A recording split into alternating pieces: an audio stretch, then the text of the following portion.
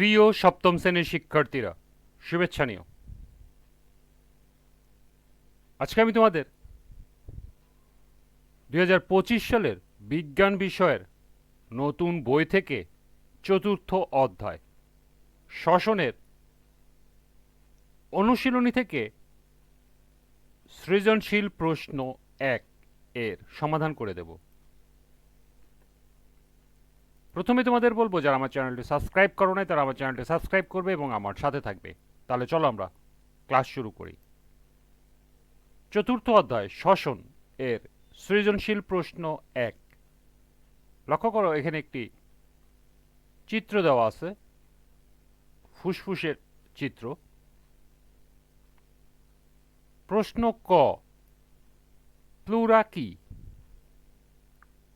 খ, নিউমোনিয়া একটি মারাত্মক রোগ, ব্যাখ্যা করো।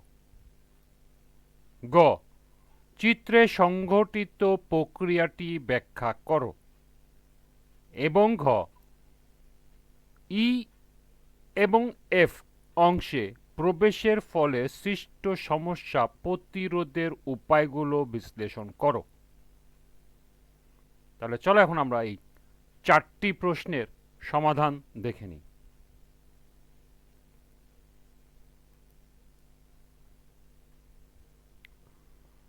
প্রথম প্রশ্ন ছিল প্লুরা কি? এর সমাধান হবে, প্লুরা হলো ফুসফুসের আবরণ যা দেখতে থলের ন্যায়। ইহা পালমোনারি লিগামেন্ট এবং হাইলাম ব্যতীত সম্পূর্ণ ফুসফুসকে আবরণ করে।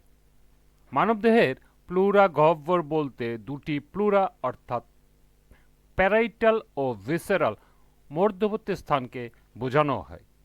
অর্থাৎ ফুসফুস যে দুই ভাঁজ বিশিষ্ট একটি ঝিল্লি বা পর্দা দ্বারা আবৃত থাকে তাই প্লুরা।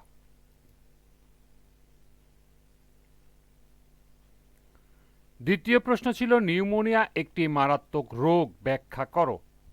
এর সমাধান হবে, নিউমোনিয়া একটি ফুসফুসের ব্যাকটেরিয়া ঘটিত রোগ। অত্যাধিক ঠান্ডার কারণে এ রোগ হয়। বেশিরভাগ ক্ষেত্রে শিশুরা এ রোগে আক্রান্ত হয়। হাম ও ব্রঙ্কাইটিস রোগের পর ঠান্ডা লেগে নিউমোনিয়া হতে দেখা যায়। ফুসফুসে শ্লেষ্মা জাতীয় তরল পদার্থ জমে কফ সৃষ্টি হয়।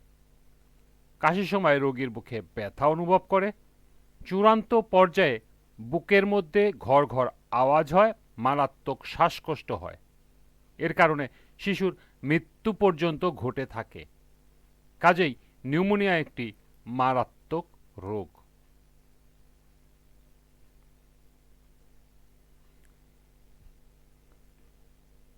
তৃতীয় প্রশ্ন ছিল চিত্রে সংঘটিত প্রক্রিয়াটি ব্যাখ্যা করো। এর সমাধান হবে, উদ্দীপকের চিত্রে সংঘটিত প্রক্রিয়াটি হল বহিঃশ্বসন প্রক্রিয়া। যে প্রক্রিয়ায় ফুসফুসীয় মধ্যে গ্যাসীয় আদান প্রদান ঘটে তাকে বহিঃশ্বসন বলে।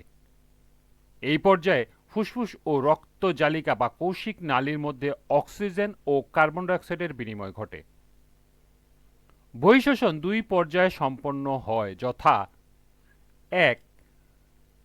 প্রশ্বাস বা শ্বাস গ্রহণ।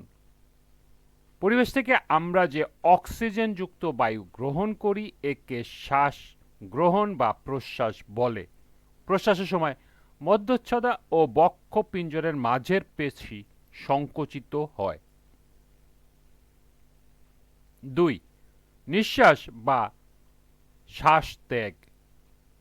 নিঃশ্বাস প্রশ্বাসের পরপরই নিঃশ্বাস পর্যায় শুরু হয়। এই পর্যায়ে মধ্যচ্ছদা ও পিঞ্জরশীর পেশিগুলো শিথিল ও প্রসারিত হয় এবং ফুসফুস আয়তনে ছোট ও সংকুচিত হয়। ফলে বায়ুথলির ভিতরে বায়ু, কার্বন ডাইঅক্সাইড গ্যাস ফুসফুস থেকে ব্রঙ্কাস ও ট্রাকিয়ার মাধ্যমে পরিবাহিত হয়ে নাসারন্ধ্র দিয়ে বাইরে নির্গত হয়।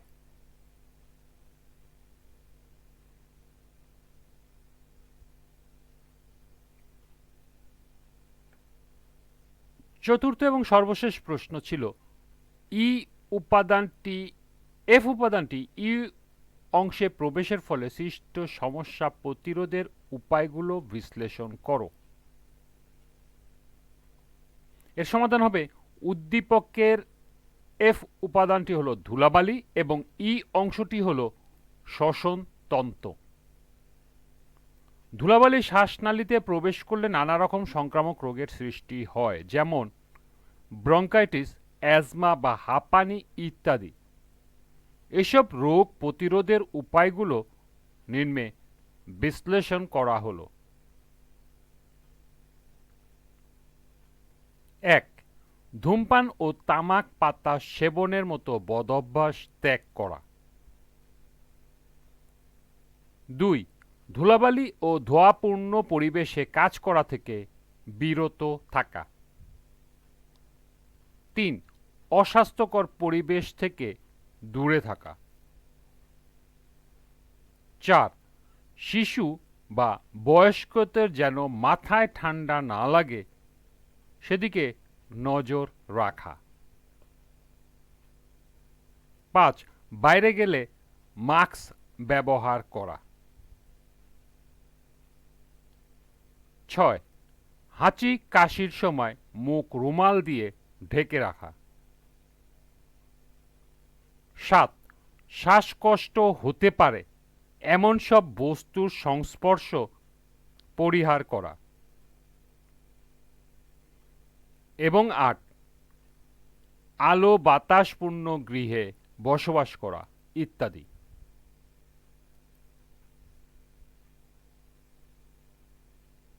এই ছিল 1 নং সৃজনশীলের 4টি প্রশ্নের সমাধান। তোমরা এগুলো এখান থেকে নোট করে নিতে পারো।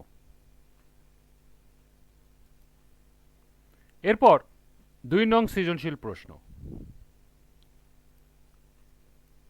আজকের ক্লাসটি এ পর্যন্তই।